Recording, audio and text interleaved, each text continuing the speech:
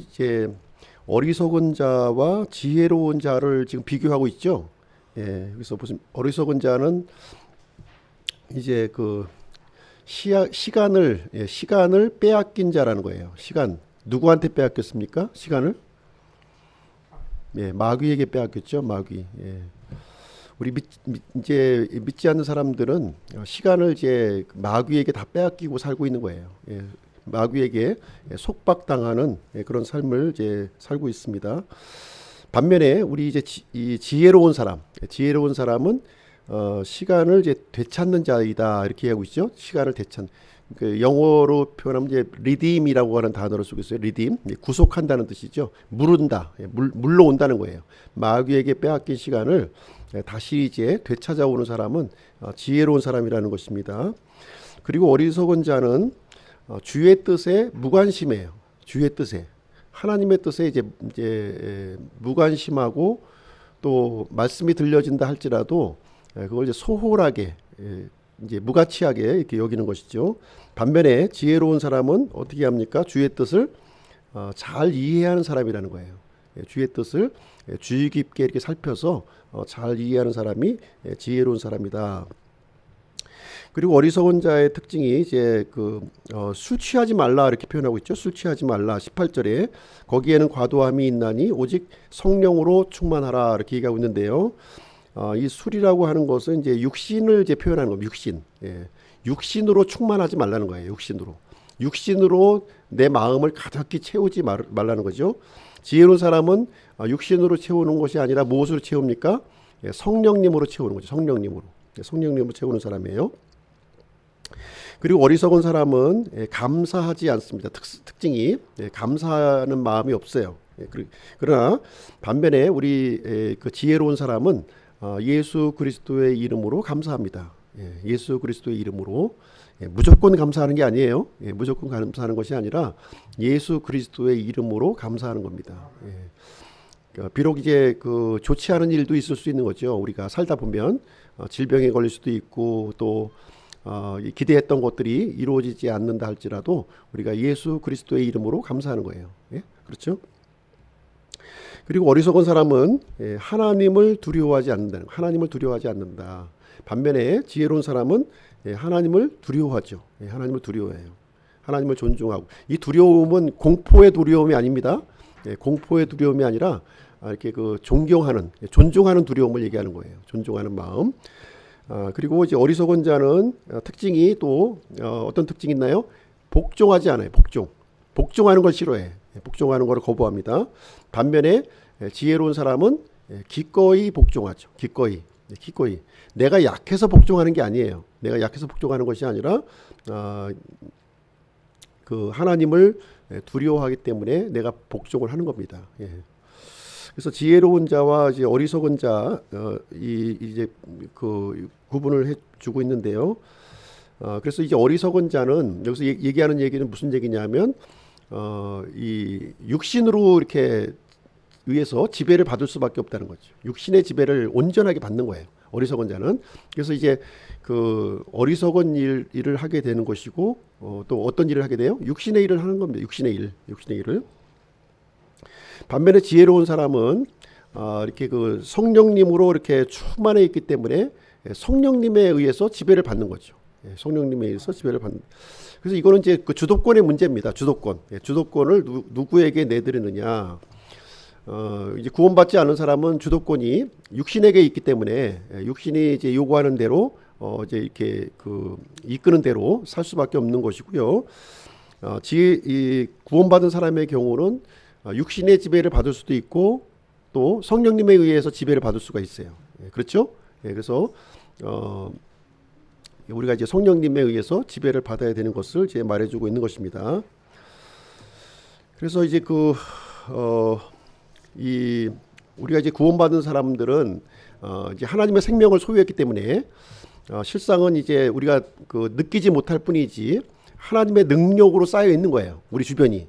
우리 이제 하나님께서 이제 중심을 보시는 거죠. 우리 사람의 중심을 보시기 때문에 하나님의 이 생명이 있는 사람들은 하나님께서 또 특별한 관심으로 우리를 이제 보시고 계시는데 특별한 능력으로 이제 감싸고 있다는 거예요.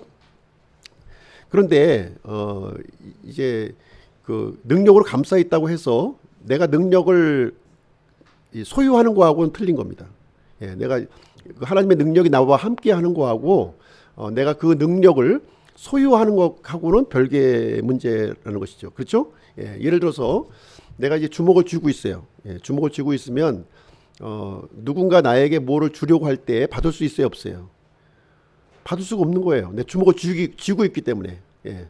육신이라는 것을 내가 쥐고 있으면, 이렇게 육신이라는 것을 쥐고 있으면 아무리 하나님께서 성령님의 능력을 나한테 주려고 해도 내가 받을 수가 없는 거예요. 어떻게 해야지 받을 수 있습니까? 펴야죠. 예, 펴서 이게 육신을 내려놔야만 하나님의 능력을 내가 소유할 수가 있게 되는 것입니다. 그래서 이제 우리 이제 구원받은 사람들은 지혜로워질 것을 얘기해주고 있는 거예요. 성경에서 지혜로워질 것을 얘기하고 있습니다. 그래서 이 마귀에게 빼앗겼던 이 시간들, 예, 우리가 이제 구원받기 전에는 그게 마귀에게 빼앗긴 건지 전혀 몰랐어요. 근데 이제 영적 분별력이 이제 내가 이제 생기다 보니까 그것이 이제 과거에 나의 삶이 마귀에게 이렇게 속박당하고 이렇게 빼앗겼었구나. 예, 이런 그 분별력이 생기는 거죠. 예, 그래서 이제 그것을 그 빼앗겼던 시간을 다시 이제 되찾아오라는 거예요. 누구를 위해서? 이제 하나님을 위해서. 예, 하나님을 위해서 이제 빼앗아 오라 이렇게 얘기하고 있는 것입니다. 그러기 위해서는 하나님의 뜻을 이렇게 우리가 잘 분별하고 이해하고 이것이 필요하다는 거예요. 예, 그것이 필요합니다. 그리고 하나님의 뜻을 우리가 효율적으로 우리가 이 감당하기 위해서는 내 힘으로는 안 되는 거죠. 내 힘으로 안 되는 것이고, 그래서 성령님의 이 충만함, 성령님의 이 지배받음을 우리가 갈망해야 된다는 거예요.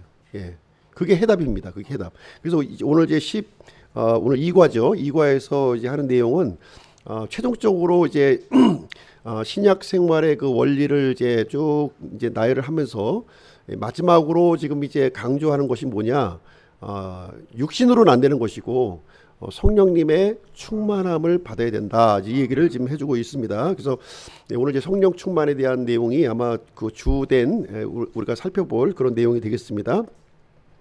첫 번째로 그리스도 안에서의 충만한 삶이라는 거예요. 그리스도 안에서의 충만한 삶. 예, 그리스도 밖에서 충만한 삶이 아니에요.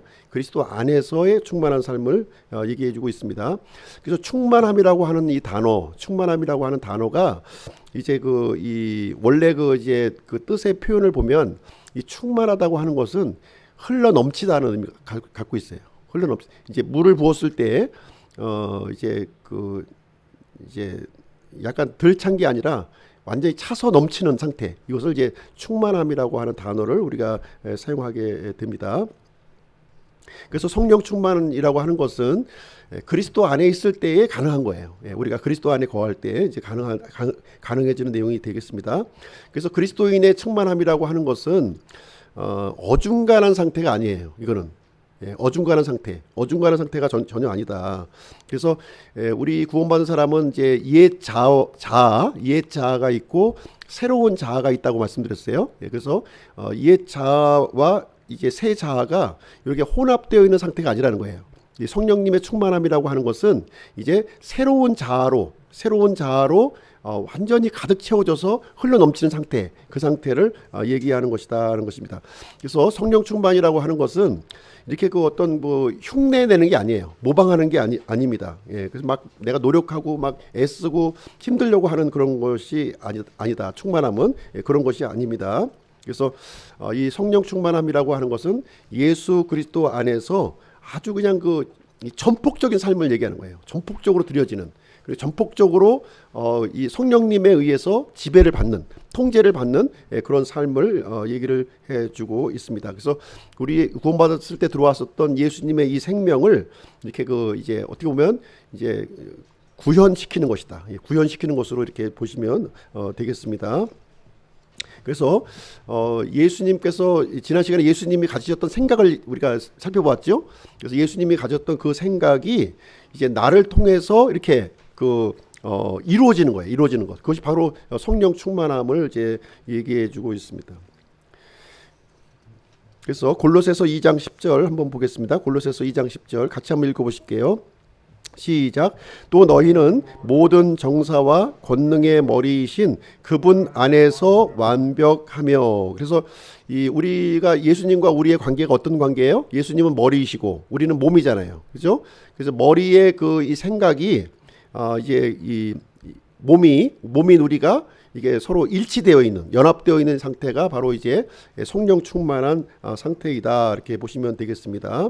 그래서 성령 충만함의 예를 이제 잠깐 이제 말씀드리면, 지난 시간에도 잠깐 언급하긴 했는데요. 이 컵이 한 잔 있다고 생각을 했을 때 컵에다 물을 붓고 아닙니까? 물을 붓기 전에는 컵 안에 공기가 있었어요. 공기.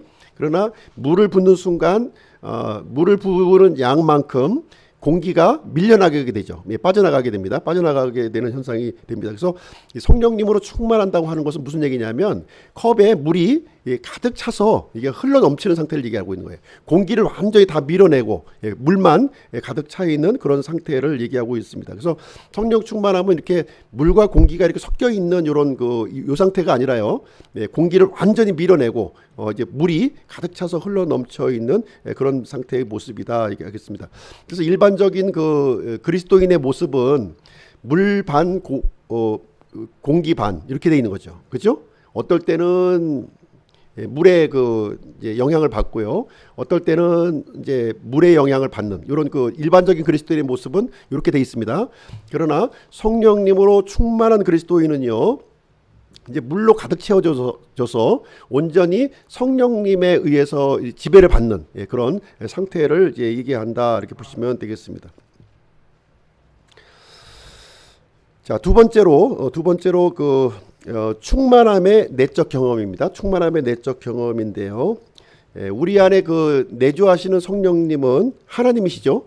우리 안에 내주하시는 성령님은 어떤 영향력이 아니에요. 선한 영향력이 아니라 하나님을 우리가 모시고 있다고 하는 사실입니다. 이 하나님, 성령 하나님은 어떤 분이시냐? 성령 하나님은 하나님의 속성을 다 갖고 계신 분이에요. 영원하시고 완전하시고 모든 것을 아시고 모든 능력이 있으시고 그 전능하신 하나님이 우리 안에 계신 거죠. 그래서 이 하나님은 우리의 내적인 이 속사람을 이제 완전히 개조할 수 있는 분이시라는 거예요. 개조할 수 있는 분. 문제는 뭡니까? 우리가 그분의 그 개조하심에 우리를 내어드리는 것이 이제 있으면 된다고 하는 사실이죠. 그래서 성령님은 우리로 하여금 어떻게 보면 죄로 말미암아 부패되어 있던 우리를 이제 누구를 닮게 해요? 이제 예수 그리스도를 닮게 하도록 한다는 거예요. 하나님의 성품을 우리가 이제 다시 회복할 수 있도록 이렇게 그 일을 진행해 주신다는 것입니다. 그래서 이 성령 하나님께서는요, 우리 속에서 일하시는데요. 우리 속에서 일하시는데 세 가지 영역에서 일하신다는 거예요. 세 가지 영역에서 우리 마음은 세 영역으로 돼 있어요. 세 가지 영역으로 어떻게 구성되어 있습니까? 지식의 영역이 있고요. 그 다음에 감성의 영역이 있고, 그 다음에 세 번째로 의지의 영역이 있는 것입니다. 그래서 우리가 구원받기 전에는 이 세 영역이 부패에 있었어요. 부패. 무슨 얘기 아시겠죠? 이 지식의 영역, 감정의 영역, 의지의 영역이 부패해 있었다는 거예요. 부패하셨는데 이제 성령 하나님이 우리 안에 들어오셔서 이 세 영역을 새롭게 해주신다는 거예요. 지식의 영역을 새롭게 해주시고, 감성의 영역을 새롭게 해주시고, 또 이 의지의 영역을 새롭게 해주신다는 내용이 이제 되겠습니다. 그래서 이 성령 충만이라고 하는 것은 바로 이 일을 위해서 하나님께서 고안해 주신 그런 아주 특별한 계획이 되는 것이죠. 다시 말하자면 구원받았다고 해서 우리가 이 지식이 바뀌어지고 또 이런 감성적인 영역이 바뀌어지고 의지의 영역이 자동적으로 바뀌어지는 것이 아니라는 거예요. 이것은 오직 성령님의 충만하심을 통해서만이 이 마음의 이 세 영역들이 변화되고 개조되어지고, 또 요즘 이제 인테리어라는 말 쓰잖아요. 인테리어가 되는 거예요. 인테리어 개조가 되는 것을 이제 얘기해 주고 있습니다. 첫 번째는요, 그러니까 이제 성령님의 생각이에요. 그러니까 우리의 생각이 성령님의 생각으로 이렇게 일치되는 걸 얘기하는 거죠. 성령님의 생각으로 일치되는 그것을 얘기해 주고 있는 것입니다. 그래서 많은 사람들이 육신으로 육신을 개조하려고 그래요. 육신을 통해서 육신을 개조하려고. 이제 일반적으로 이제 많은 이런 학자들이 주장하는 내용이죠. 육신을 통해서 육신을 개조하려고 한다. 이렇게. 그런데 이건 문제가 있어요. 개조가 되기도 하죠. 개조가 되기도 하는데 이것은 이제 일시적이라는 거죠. 다시 원위치돼. 다시 개조되는 것 같은데 시간이 흘러가면 다시 원위치가 되는 거예요. 그렇죠? 근본적인 해결이 안 되고 있는 것이죠. 그래서 사람은 본성적으로 이제 어떤 생각을 갖고 있냐면 자기 중심적이에요. 나만 힘든 거야, 나만. 그리고 또 나를 알아주길 원해. 그래서 항상 이 사람의 이 생각이라고 하는 것은 이렇게 이기적이고요.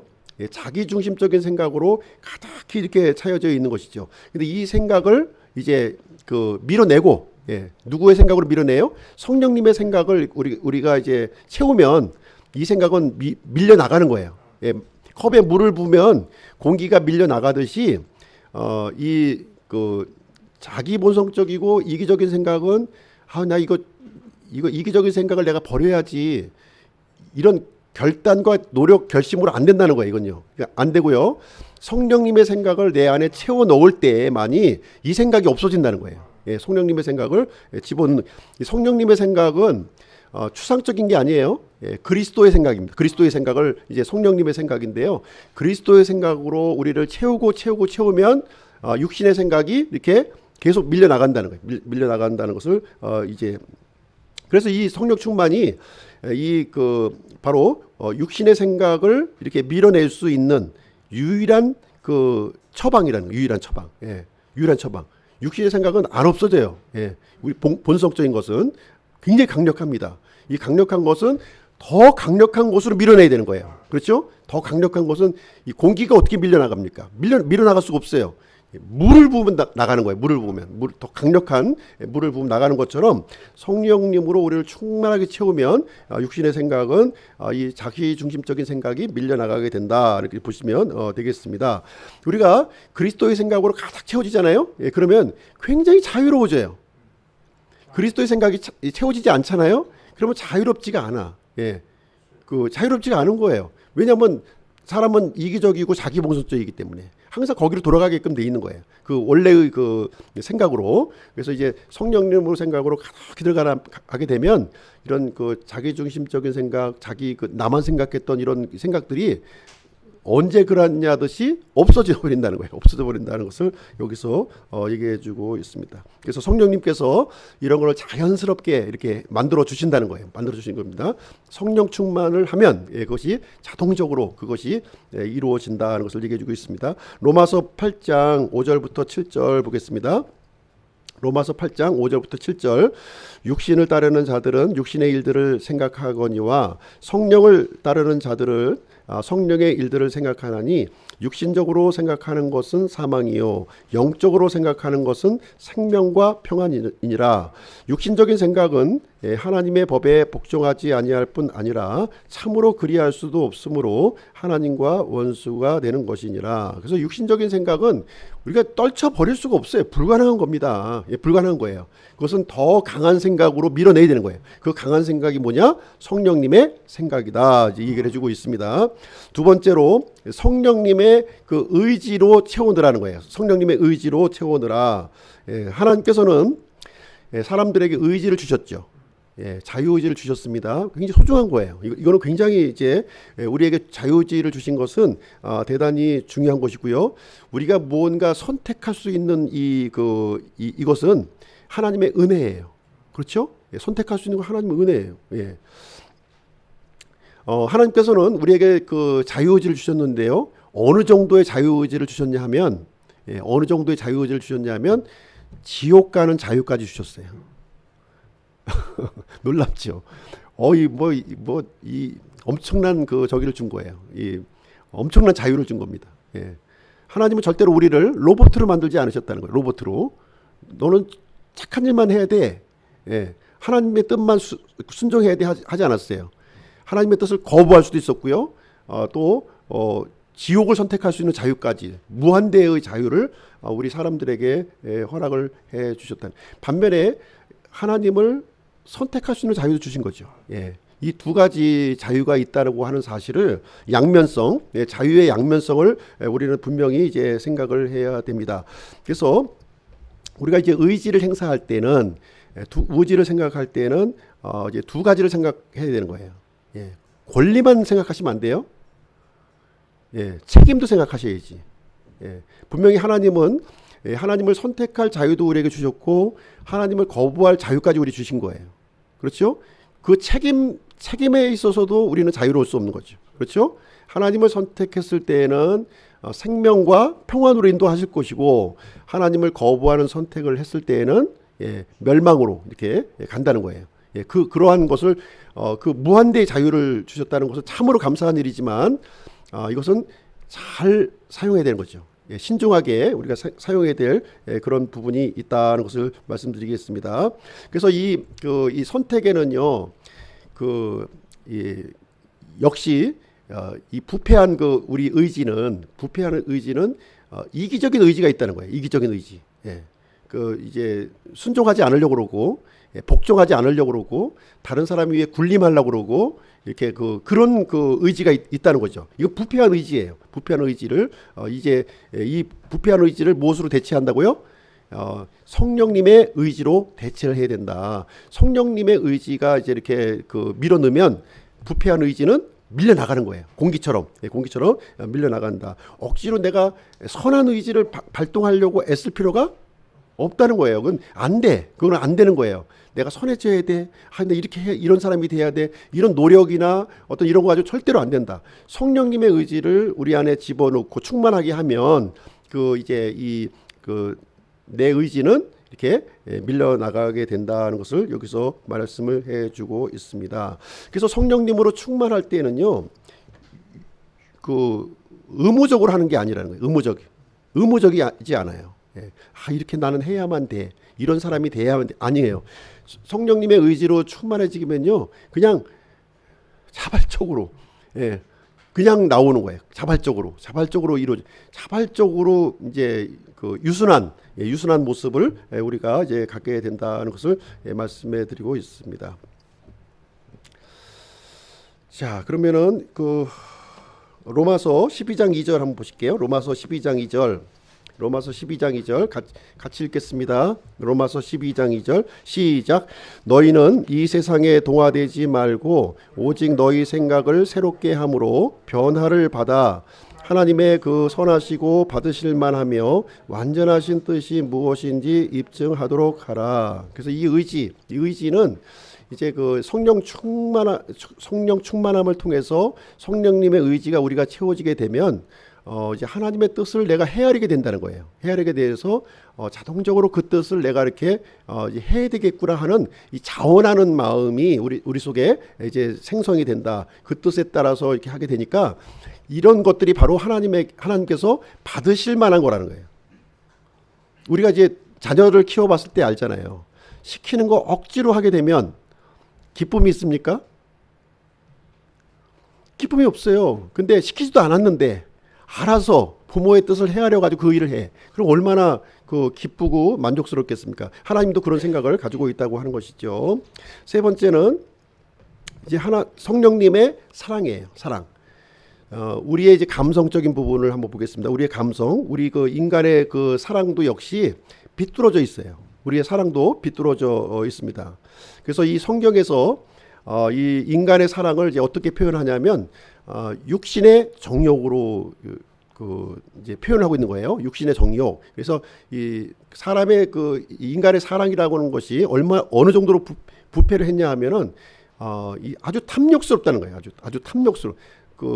내 만족을 구하는 거예요. 내 만족을 구하는 그런 상태를 얘기를 해주고 있습니다. 그래서 세상에 일어나고 있는 모든 일들을 보면은 이 광고라든가 어떤 인터넷이라든가 보게 되면 바로 이 부분을 공격하고 있는 거예요. 사람의 이런 이 정욕의 부분, 이 정욕의 부분을 자꾸 이렇게 자극을 시켜주고 있는 것이죠. 그것을 이제 갈구하도록 이렇게 얘기를 해주고, 이건 부패한 사랑이라는 거예요. 이게 진정한 사랑이 아니라 부패한 사랑이다. 그래서 여기에 대한 해결책은 어디에 있느냐? 이 탐욕, 막 갖고 싶은 그런 욕망이 있는데요. 그러면 이 우주를 갖다 주면은 만족할까요? 예, 우주를 줘도 만족하지 못한다는 거예요. 우주를 줘도 그 이상의 것을 사람은 갈구를 한다는 거예요. 그래서 절대로 이 탐욕은 이렇게 채워지는 것, 소유하는 것을 가지고 채워지는 것이 아니다. 이것을 이제 보여주고 있고요. 여기에 대한 유일한 해결책은 뭐냐? 유일한 해결책은 성령님의 사랑이라는 거예요. 성령 충만함을 통해서 부어지는 이 성령님의 사랑만이 인간의 부패한 이 사랑을 이렇게 물리칠 수 있음을 우리에게 가르쳐주고 있습니다. 그래서 성령님은요, 어떤 사랑을 우리에게 부어주시냐면 바로 예수 그리스도의 사랑을 우리에게 부어주시는 거예요. 우리 마음속에 부어주시는 것입니다. 그래서 이 예수 그리스도의 사랑은 우리의 옛 남편을 사랑했던 그 부패한 정욕을 몰아내고요. 이렇게 그 새로운 것을 우리에게 이제 집어넣어 주는 것이죠. 새로운 것을 집어넣어 주는 거예요. 그래서 성령님은 이 부패한 이 애정을 완전히 그냥 혁신시키는 거예요. 완전히 혁신시켜 버리는 그런 일을 이제 진행하게 됩니다. 거기 요한일서 참고 구절 한번 보실게요. 요한일서 2장 15절부터 17절 같이 한번 읽어보시겠습니다. 한 목소리로. 요한일서 2장 15절 17절 시작. 세상이나 세상에 있는 것들을 어떤 사람의 세상을 사랑하면 아버지의 사랑이 그 속에 있지 아니하니 세상에 있는 모든 것 즉 육신의 정욕과 안목의 정욕과 아버지에게서 나지 아니하고 세상에서 나느니라. 세상도 그것의 정욕도 사라지되 오직 하나님의 뜻을 행하는 자는 영원토록 거하니라. 이렇게 얘기하고 있습니다. 그래서 하나님의 사랑과 이 세상의 사랑은 서로 상충되는 것이고요. 하나님의 사랑, 아버지의 사랑이 우리에게 부어질 때만이 이제 세상의 사랑이 이렇게 몰아낼 수가 있게 되는 것입니다. 이제 세상의 맛이 참 달콤하죠. 그렇죠? 세상의 맛이 참 달콤한데, 예수님을 믿고 나는 순간, 예수님의 이 가치와 이 예수님의 맛을 발견하니까 세상의 맛은 저리 가라야. 그것은 아주 천박한 거였어요. 그러나 예수님께서 우리에게 주셨던 이 사랑은 이 천박한 게 아니에요. 아주 고귀하고 가치 있고 영원한 사랑이었다. 이 얘기를 성경은 우리에게 말씀해 주고 있습니다. 우리는 그동안에 헛개비를 붙들고 있었던 거예요. 다 없어져 버릴 것들, 이런 그 꿈과 같은 것들을 다 붙들고 있었던 것이었는데, 예수님을 믿고 우리가 분별력에 딱 눈이 떠지니까 이것은 다 없어져 버릴 것이었어. 헛개비를 듣고 있었던 거야. 이제는 진정한 진정한 것을 우리가 영원한 것을 붙들게 되었다는 것이죠. 자, 정리를 해드리겠습니다. 육신적인 생각은 무엇으로 우리가 물리칠 수 있어요? 성령님의 생각으로 물리칠 수 있다. 그리고 육신적인 의지는 무엇으로 물리칠 수 있어요? 성령님의 의지로 물리칠 수 있다. 육신적인 사랑은 무엇으로 물리칠 수 있습니까? 성령님의 사랑으로 물리칠 수가 있다. 이것은 성령 충만을 통해서 가능하다. 이 얘기를 해주고 있어요. 성령으로 우리 마음속을 이게 충만하게 할 때 우리 안에 들어와 있던 영원한 생명이 이렇게 참 풍성하게 되는 것이고요. 그 열매를 우리가 이제 맺게 된다는 것을 얘기해주고 있습니다. 자, 그러면 세 번째로 성령 충만의 결과를 한번 보겠습니다. 성령 충만의 결과. 성령 충만하게 되면 어떤 결과가 있느냐? 방언하고 병 고치고 그런 거 아니에요. 그런 거로 생각하시면 안 됩니다. 첫 번째, 성령 충만함의 결과는 찬양의 악기가 된다는 거예요. 우리가 찬양의 악기가 된다. 그래서 성령 충만하게 되면요, 우리가 우리 안에 있는 내적인 생명, 이 내적인 생명에 대해서 이 찬양과 감사가 흘러 넘친다는 거예요. 나도 모르게 막 흥얼거려. 흥얼거려. 찬송가를 막 흥얼거리고 하나님을 참 이렇게 감사한 마음이 막 밀려들고 막 그런 내가 뭔가 노래하고 싶고 하는 생각이 이제 든다는 것이죠. 그냥 주일날 교회 나오는 것도 마지못해서 의무감석주로 나오는 것이 아니라 마음 속에서 우러나오는 거예요. 우러나와. 경배하고 싶어. 경배하고 싶은 거예요. 오늘 뉴스에 보니까 은평교회 있는데 방호복을 입고 이제 국가 공권력과 이렇게 충돌하면서도 나 방호복을 입고서라도 내가 예배를 드려야 되겠다. 이런 마음이 있는 거예요. 이게 누가 시켜서 그러는 것이 아니라 그 마음이 막 우러나오는 거예요. 그렇게 해서라도 하나님을 만나고 싶고, 그렇게 해서라도 하나님을 경배하고 싶고, 그렇게 해서라도 하고 싶은 이게 주체가 안 되는 거예요. 절제가 안 되는 거야. 이 부분은 절제가. 예, 그 부분을 이제 일어난다는 것이죠. 그래서 하나님은 이런 방식의 영광을 받으신다는 거예요. 그냥 때가 됐으니까 나와서 뭐 이렇게 하고 의무감에서 이렇게 하는 거는 하나님은 그거를 원치 않으시는 거죠. 진짜 내 마음에 막 우러나와가지고, 예, 우러나와서. 그 이제 이런 얘기도 있지 않습니까? 이제 이제 로봇을 이렇게 그 아이 로봇을 만드는 거예요. 아이 로봇을 만들어 가지고 이제 프로그램을 이렇게 그 입력을 시켰어요. 내가 들어오면은 나에게 다가와서 나한테 안기는 거예요. 그리고 키스를 해. 그리고서 옷을 벗겨주고 이렇게 그 소파로 안내하는 그 프로그램이 돼 있는 거예요. 그러니까 처음에는 너무나도 신기한 거죠. 너무나도 신기해가지고 근데 이것이 반복되니까 이게 이 로봇이 입력되어 있는 프로그램 때문에 그렇게 하는 거잖아요. 그렇죠? 예, 로봇이 진짜 우러나오는 마음으로 나를 대하는 것이 아니라 프로그램된 행동을 하니까 그때부터는 이제 싫어지는 거죠. 예, 처음에 신기해서 이렇게 받았지만 그 다음부터는 이게 신기하지 않은 거예요. 식상한 거예요. 그래서 하나님도 마찬가지죠. 예, 우리가 의무감에서 이렇게 안겨드리고 또 포옹해드리고 이거는 원치 않으신다는 거죠. 진짜 우리 마음속에서 우러나오는 마음으로 진짜 사랑하는 마음으로 다가오기를 하나님은 원하신다고 하는 사실입니다. 그래서 에베소서 5장 18절부터 20절 말씀도 보시게 되면 그 결과가 나와 있어요. 성령 충만의 결과가 술 취하지 말라 거기에는 과도함이 있나니 오직 성령으로 충만하라. 시와 찬송가와 영적 노래로 너희 자신에게 말하며 너희 마음속에서 주께 노래하고 선율을 만들며 모든 일로 인해 우리 주 예수 그리스도의 이름으로 항상 하나님 곧 아버지께 감사하고 이렇게 하고 있습니다. 그래서 뭐 이건 음악적인 식견이 막 뛰어나와가지고서 뭐 작곡도 하고 뭐 이렇게 뭐 성가 발표하고 이 얘기를 하는 게 아니에요. 비록 그런 이 재능이 없다 할지라도 진짜 마음속에서 하나님을 찬양하고 싶고 하나님을 감사하고 싶고 목소리로 그냥 흥얼거리고 싶은 그런 마음이 성령 충만하게 되면 그것이 그냥 막 그 샘솟듯이 내 마음속에서 일어난다고 하는 사실입니다. 그래서 다윗과 같은 경우에도 막 이렇게 사울에게 쫓겨서 막 죽을 고생을 하고 있으면서도 그 마음속 깊은 곳에서는 하나님을 사랑하는 이 사랑의 그 찬양의 노래가 이렇게 흘러나왔다 이렇게 얘기를 해주고 있어요. 사도 바울도 빌립보에 가서 이제 감옥에 갇혔잖아요. 감옥에 갇혀서 이렇게 착고에 이렇게 채워져 있음에도 불구하고 이렇게 하나님 앞에 찬송하고 감사하는 내용이 성경에 그것이 왜 어떻게 가능하겠습니까? 이것은 하나님의 영으로 충만했기 때문에 가능한 일이라는 거예요. 예, 억지로 그걸 이제 했겠어요? 그가 아니라는 것이죠. 시편 40편 8절 말씀 보시겠습니다. 시편 40편 8절. 시편 40편 8절 같이 한번 읽어보실게요. 시작. 오 나의 하나님이여 내가 주의 뜻 행하기를 기뻐하오니 참으로 주의 법이 내 마음속에 있나이다 하였나이다. 그래서 이 다윗은요 그 마음속에 참 하나님의 뜻을 내가 어떻게 하면 내가 이것을 이렇게 행할 수 있는가 이걸 항상 생각하는 거예요. 왜 그렇습니까? 하나님을 사랑하니까. 하나님을 사랑하니까 그 마음이 자꾸 드는 어떤 방법을 쓰든지 이 방법을 쓰면 하나님을 사랑할 수 있을 것인가 이런 생각을 가지게 되었다는 것입니다. 성령 충만함의 결과 두 번째는요 하나님을 사랑하게 된다는 거예요. 하나님을 사랑하게 된다.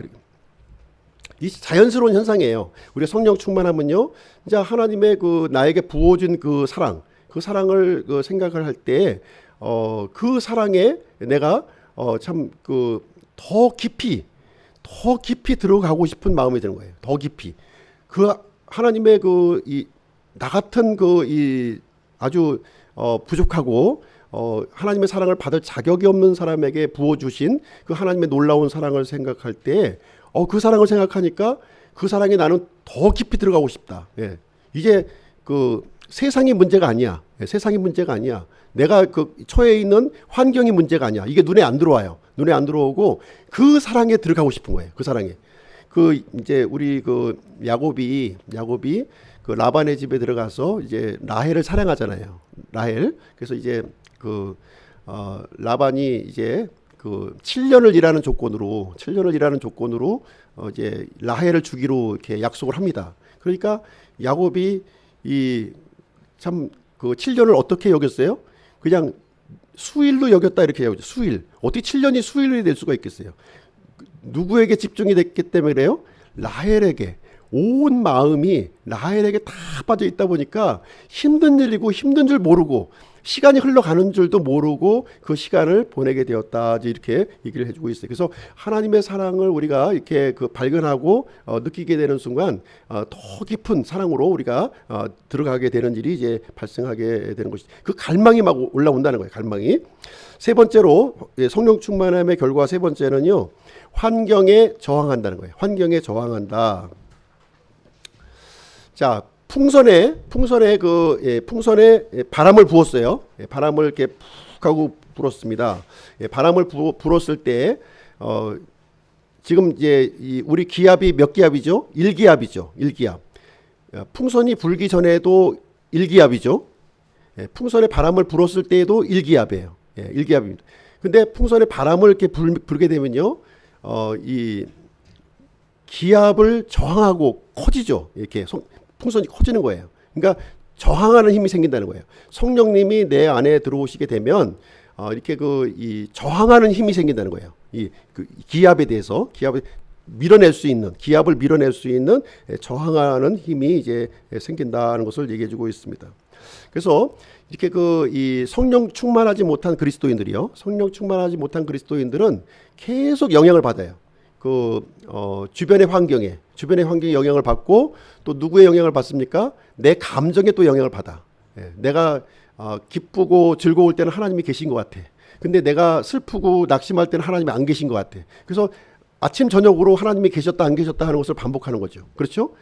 그런데 성령 충만하게 되면 이 외적인 이 환경과 감정을 이렇게 저항하는 힘이 생긴다니까요. 영향을 받지 않아요. 영향을 받지 않는 그런 일이 이제 생겨나게 되는 것입니다. 그래서 로마서에 보시게 되면 이 성령님으로 우리가 충만해졌을 때에는요. 정복자들보다 더 나은 사람이다. 이렇게 얘기를 하고 있어요. 이 정복자라고 하는 것은 로마 시대에 전쟁을 해서 승리해가지고 개선문에 들어오는 이 군인들을 얘기하고 있는 거예요. 그 모습을 얘기하고 있는 건데 그 영광스러운 모습보다도 더 나은 사람이라는 거예요. 우리가 성령 충만한 사람들을 표현할 때 이렇게 얘기하고 있습니다. 로마서 8장 35절 39절 제가 한번 읽어드리겠습니다. 35절부터 39절까지 읽어드릴게요. 누가 우리를 그리스도의 사랑에서 떼어놓으리요. 환난이나 공경이나 핍박이나 기근이나 벌거벗음이나 위험이나 칼이랴. 이것은 기록된 바 우리가 종일토록 주를 위해 죽임을 당하며 도살당할 양같이 여겨졌나이다 함과 같으니라. 아니라 이 모든 것 가운데 우리는 우리를 사랑하신 그분을 통해 정복자들보다 더 나은 자들이니라.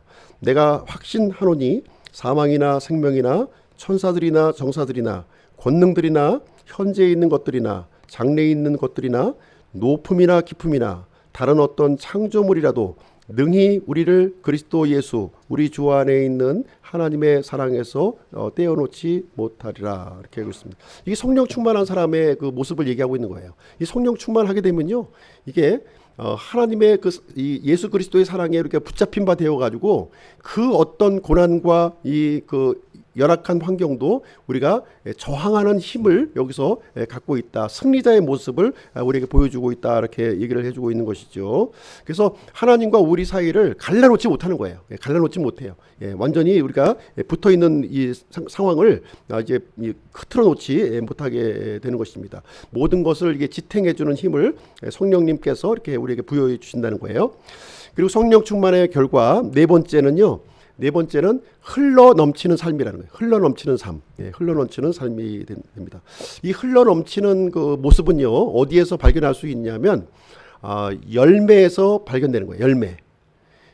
생명이 흘러 넘치면, 그것이 열매로 나타나는 거예요. 열매. 생명은 보이지 않죠. 보이지 않지만, 이 생명이 풍성하게 이렇게 채워져 가지고 흘러넘치면 그 가지로부터 열매 맺는 것으로 이렇게 보여지게 되는 것입니다. 그래서 많은 그리스도인들이 열매가 없어요. 내가 열매가 없어. 그 이유는 무엇입니까? 그리스도의 생명이 흘러넘치지 않기 때문이에요. 계속 고갈되어 있는 거예요. 있긴 있는데 고갈되어 있어. 그러니까 이것이 싹도 나지 않고 잎도 나지 않고 더군다나 열매는 뭐 찾아볼 수도 없는 그런 모습이 되는 것입니다. 그러나 성령님으로 이렇게 가득 차서 예수 그리스도의 생명이 나를 통해서 흘러넘치게 되면 어떤 일이 나요? 꽃도 피고 잎도 피어나고 그래서 또 열매가 주렁주렁 맺히는 그런 일이 노력해서 이루어지는 게 아니에요. 성령 충만함의 결과물로서 이렇게 열매가 생겨나게 되는 것입니다. 그래서 이제 성령 충만하지 않은 그리스도인들은 내 문제로 항상 내 문제로 골머리를 앓아요. 내 문제, 내가 당면한 이 문제 때문에 골머리가 아파. 하루 종일 아침부터 저녁까지 내가 당면해 있는 이 여러 가지 문제들이 있잖아요. 이 문제로 골머리를 앓고 있어요. 그래서 다른 사람을 도와줄 시간이 없어. 다른 사람을 도와줄 힘도 없어. 그런 상태가 이제 되는 것을 얘기해주고 있습니다. 그러나 성령 충만한 사람은 그렇지 않아요. 내 문제에 얽매여 있지 않은 거예요. 내 문제에 얽매여 있지 않고 다른 사람의 그 문제 이것을 적극적으로 해결해주는 모습을 이제 보여주게 된다는 것입니다. 요한복음 10장 10절 한번 같이 한번 읽어보실게요. 요한복음 10장 10절 시작. 도둑이 오는 것은 다만 도둑질하고 죽이고 멸망시키려 함이거니와 내가 온 것은 양들이 생명을 얻게 하고 또 생명을 더욱 풍성히 얻게 하려 함이라. 그래서 예수님이 오신 목적 두 가지를 여기서 명시해 주고 있어요. 첫 번째 목적은 무엇입니까? 양으로 생명을 얻게 하는 거예요. 생명. 왜 구원받는 거 얘기하는 거죠? 두 번째 목적이 있다는 거예요. 두 번째 목적은 무엇입니까? 이 생명을 더욱 풍성히 얻게 하려 하는 것이라는 거예요. 우리에게 생명을 주실 뿐만 아니라 이 생명이 풍성히 이렇게 흘러넘칠 수 있도록 열매 맺히는 삶까지를 예수님은 목적으로 삼고 있다는 것을 얘기해 주고 있습니다. 생명받은 것으로 그치면 안 돼요. 구원받은 것으로 그쳐서는 안 돼요. 그 구원을 주신 목적은 무엇이냐면 이 생명이 흘러넘쳐서 열매를 맺도록 하는 것까지 있다 하는 것을 얘기해 주고 있습니다. 요한복음 7장 37절부터 39절 제가 한번 읽어드릴게요. 요한복음 7장 37절부터 39절 마지막 날 곧 명절의 그 큰 날에 예수님께서 서서 외쳐 이르시되 누구든지 목마르거든 내게로 와서 마시라. 나를 믿는 자는 성경 기록이 말한 것 같이 그의 배에서 생수의 강들이 흘러나오리라 하시니라. 그러나 이것은 그분께서 자기를 믿는 자들이 받을 성령을 가르쳐 말씀하신 것이더라. 예수님께서 아직 영광을 받지 아니하셨으므로 아직 성령님께서 주어지지 아니하였더라. 장막절 그 마지막 날에요. 예수님께서 이제 이 이스라엘 백성들에게 선포하셨던 말씀이에요. 선포하셨던 말씀인데 누구든지 목마르거든 내게로 와서 마시라 이렇게 얘기를 해주고 있죠. 그러면서 나를 믿는 자는 성경에 기록된 것 같이 그의 배에서 이 그 생수의 강들이 흘러나온다 이렇게 얘기를 해주고 있어요. 이 생수의 강에 대해서 분명하게 이제 설명해주고 있죠. 바로 이제 성령님을 가리켜서 얘기한 것이고 이 성령님이 이제 흘러넘치는 그러니까 가득히 흘러넘치기 위해서는 채워줘야 돼요. 먼저 채워줘야 되고 그 다음에 흘러넘치는 거예요. 흘러넘치게 되는 것입니다. 생수의 강들이 흘러나온다는 거예요. 생수의 강들, 이 생수의 강들 복수로 이제 표현하고 있는데요. 이것은 무슨 얘기냐면 우리가 이생에서도 이 그 성령님의 충만함 이것을 발견할 수도 있는 것이고요. 우리가 영원 속에서도 그 성령님의 충만함을 우리가 이제 누리게 된다고 하는 것을 얘기를 해주고 있어요. 이 성령님의 열매는요, 그 이생과 영원, 모두에게 우리에게 풍성한 열매를 우리에게 제공해 주신다는 것을 말씀을 해주고 있습니다. 우리가 예수 그리스도의 생명으로 구원 받으셨습니까? 예, 구원 받았다면 하나님께서는 우리에게 분명하게 명령하고 있어요. 그 명령은 무엇이냐면 성령 충만하라는 거예요. 예, 성령 충만함을 우리에게 명령으로 주시고 있습니다. 이것은요, 단지 그냥 이 지식적으로 아는 거 가지고 곤란해요. 이론적으로 아는 것으로 곤란하고요. 개별적으로 경험해야 될 일을 우리에게 말씀을 해주고 있는 그런 내용이 이제 되겠습니다. 그래서 성령 충만함을 우리가 원한다면 우리 마음 속에 그러한 그 간절함, 그런 갈망이 우리에게 있어야 돼요. 갈망이, 우리가 그 성령 충만하고 싶다고 하는 그 갈망이, 그 목마름이 우리에게 있어야 될 줄로 생각이 됩니다. 누구든지 목마르거든 내게로 와서 마시라고 그랬어요. 예, 목마르지 않은 사람은 간절함이 없어요. 목마른 사람만이, 영적인 갈망, 영적인 목마름이 있는 사람만이 성령 충만을 우리가 이제 갈구하게 되고요.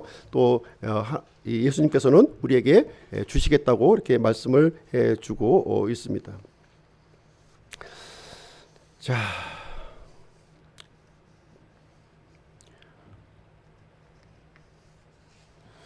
누가복음 11장 11절부터 13절 보시겠습니다. 누가복음 11장 11절부터 13절 읽어드리겠습니다. 너희 중에 누가 아들이 빵을 구하면 아버지가 되어 그에게 돌을 주겠느냐? 혹은 그가 생선을 구하면 그에게 생선 대신 뱀을 주겠느냐? 혹은 그가 알을 구하면 그에게 전갈을 주겠느냐? 그런즉 너희가 악할지라도 너희 자녀들에게 좋은 선물들을 줄 알거든 하물며 하늘에 계신 너희 아버지께서 자기에게 구하는 자들에게 성령을 얼마나 더 많이 주시겠느냐 하시니라. 자, 여기 보시면 이제 악한 자라도 자녀가 무엇을 구하면 준다고 얘기를 하고 있죠. 예. 하물며 하나님께서는 우리 자녀들이 우리에게 구하게 되면 반드시 주시겠다 이렇게 약속을 해주고 있습니다. 그래서 문제는 우리가 성령 충만을 받지 못하는 이유는 무엇입니까? 우리가 목마름이 없다는 거예요. 목마름이 없다는 겁니다. 그리고 하나님의 뜻에 관심이 없다는 거예요.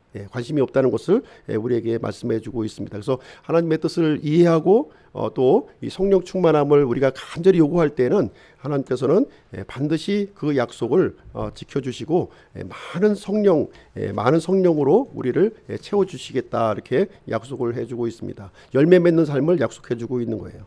결론을 드리도록 할게요. 결론은 성령 충만을 갈망하고 기도로 하나님께 아뢰라는 것입니다. 그래서 우리 예수 그리스도로 말미암아 우리에게 주어진 이 생명을 이게 수건으로 쌓아두시면 안 돼요. 수건으로 쌓아두시지 마시고 이것을 이제 흘러넘칠 수 있도록 이 풍성함의 열매가 우리 가운데 있기를 바랍니다. 그래서 우리 모두 성령님을 통해서 육신의 노력이 아닌 성령 충만을 통해서 이제 그 영적인 열매를 맺어가는 우리 기쁨교회 성도님들이 되시기를 주님의 이름으로 축복드립니다. 자, 이상으로 마치겠고요. 다음 주는 이제 이 마지막 시간입니다. 마지막 시간. 그래서 13번째로 이제 총정리예요. 총정리. 지금까지 1과부터 12과까지 한 거를 이제 리뷰하는 거고요. 리뷰하는 것으로 이제 끝나고요. 그 다음 주부터는 이제 성막을 좀 하도록 하겠습니다. 성막에 대해서 이렇게 출애굽기에 나와 있는 성막에 대한 부분을 함께 같이 살펴보는 그런 시간을 갖도록 하겠습니다. 기도하겠습니다.